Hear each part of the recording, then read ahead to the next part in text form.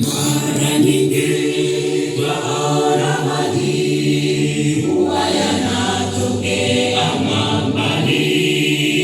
Mwamba huo umezingirwa na miti mikubwa asili. Wakazi wote wanufaika, wahimizana kutunza vyanzo. Cha ajabu ni mwamba huo unaotoa maji jangwani. Mwamba huo ndiye Yesu, akiombwa hutoa maji. Mataifa wabarikiwa, hapangiwi pa kutoa maji. Ukuu wake, uweza wake, hauzuiliwi na jambo lolote. Katika shida na taabu yako, Yesu aweza kutoa maji. Mwamba huo ndiye Yesu, akigongwa hutoa maji. Mataifa wabarikiwa, hapangiwi pa kutoa maji. Ukuu wake, uweza wake, hauzuiliwi na jambo lolote. Katika shida na taabu yako, Yesu aweza kutoa maji.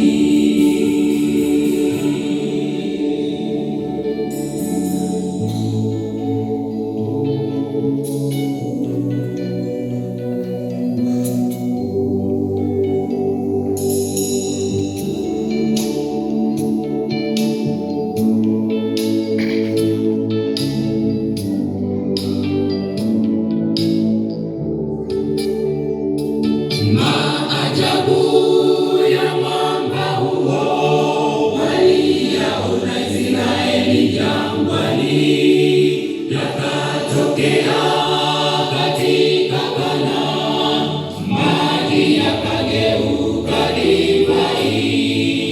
Akamaliza msalabani, mataifa yote watakasika. Tumaini juu ya mwamba, tangu kale waleta uzima. Maajabu ya mwamba huo waliyaona Israeli jangwani, yakatokea katika Kana, maji yakageuka divai. Akamaliza msalabani, mataifa yote watakasika. Tumaini juu ya mwamba, tangu kale waleta uzima.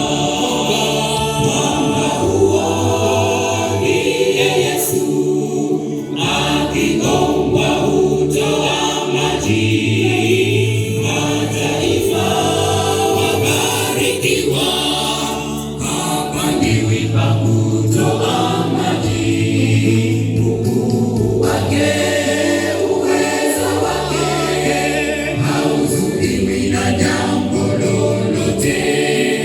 Katika shida na taabu yako, Yesu aweza kutoa maji. Mwamba huo ndiye Yesu, akigongwa hutoa maji. Mataifa wabarikiwa,